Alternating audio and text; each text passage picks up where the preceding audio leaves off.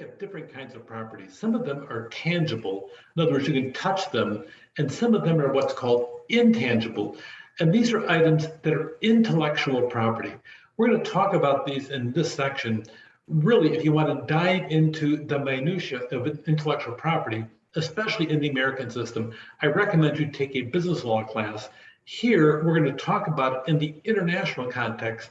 And of course, the laws here in the United States are different than the laws of Canada, are different than the laws of Mexico, are different than the laws of England and France and so on. So we're not going to be able to dive in all the minutiae of individual countries.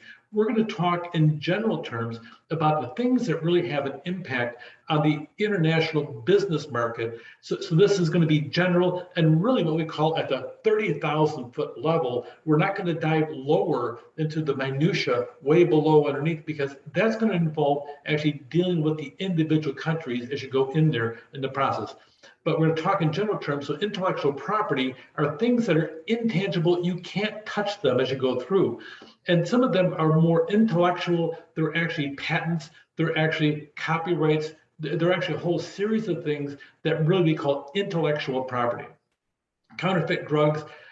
Literally, you have companies that sit in another country that will take $1 billion industry. Like literally, whenever in the United States a company brings a drug to the marketplace, it typically spends $1 to $1.1 billion in its development. So then you have another country that goes through, they grab the drug and they analyze it and they produce something far inferior, less superior in quality, and they label it the same thing, put a label on it, and they sell it. Or maybe it's not even the same thing. Maybe it's some type of root from a plant that looks the same color, and they sell it off as you go through.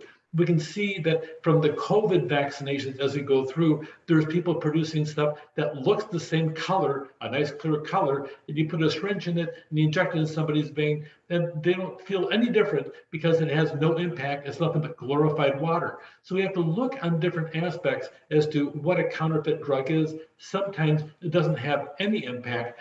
A lot of times it has an impact that can be negative, and occasionally they may actually duplicate the same thing because they're stealing intellectual property from somebody as you go through.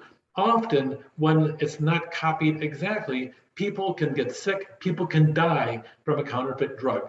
It's not funny, it's a horrifying experience because you're expecting to get better from an awful treatment, and here the person that receives it ends up getting sicker and they die. There's different types of legal systems, and you'll see as to how countries they actually deal with the different types of law. The civil law approach is based on a codification of a systematic collection of laws designed to cover all areas of concern. Hopefully that will address the different aspects of what's involved. It really comes from ancient Roman law and has some influence by religious law as you go through, and it really is the most common system spread widely. As you go through across the entire planet, in civil law, usually one party sits down there and is offended, and they sit down there and they pursue in court a means of remediation by either filing suit for monetary damage or what other kind of damages, and they seek to stop the activity of the other party, and not only stop it, but also become compensated for the hurt they've actually suffered as you go through. Common law relies on previous court decisions.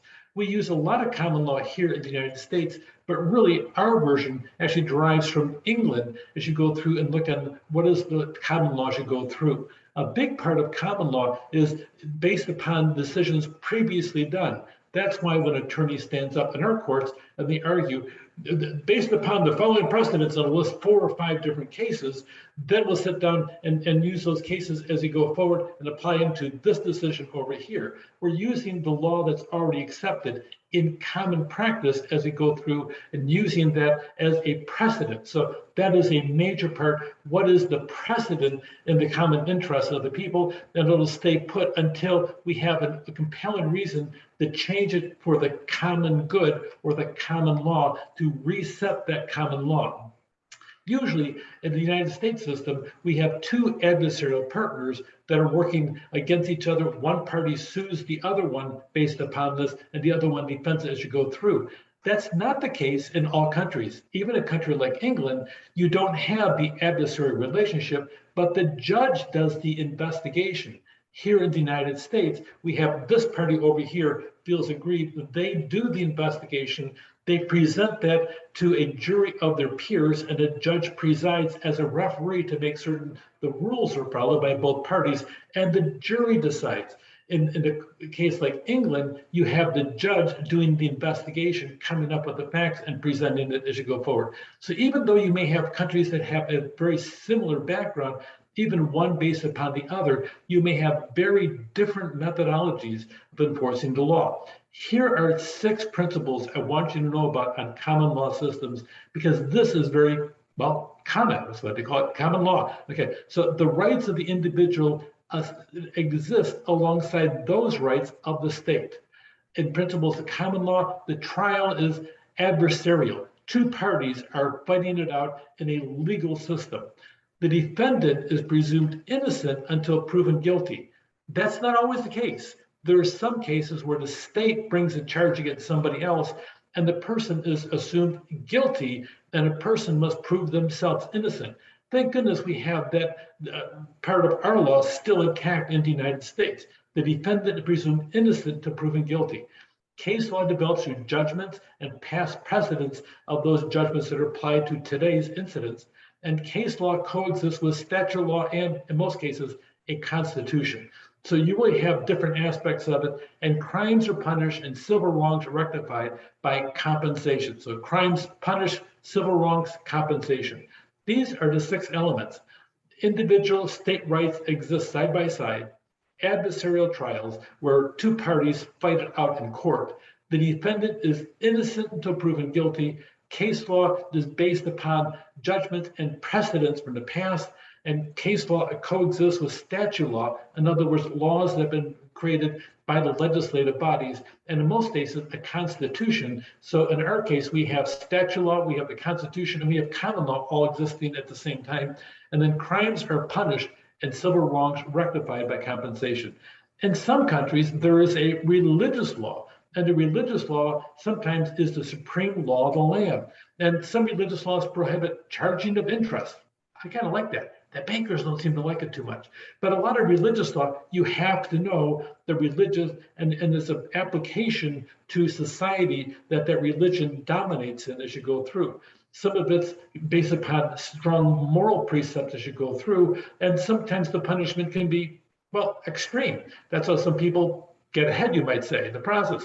Religious law really is the ultimate law of the land, and really often it has the support of its population as it goes through, even with the most extreme enforcement as you go through. Here's an example.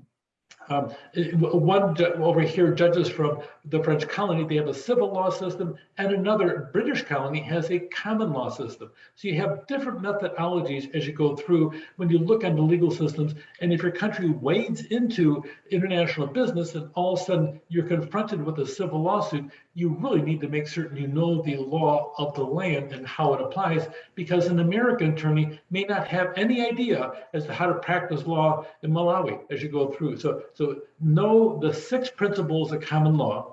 Know that religious law plays a huge role in some countries. Know about common law, how it's based upon past precedents, and also civil law, we have different attributes, including an adversary relationship to hack it out in court as you go through. All these apply to the concept of intellectual property, and we'll dive further into this because intellectual property right now is at risk an awful lot of times, and we'll talk about some more details later on. Take care.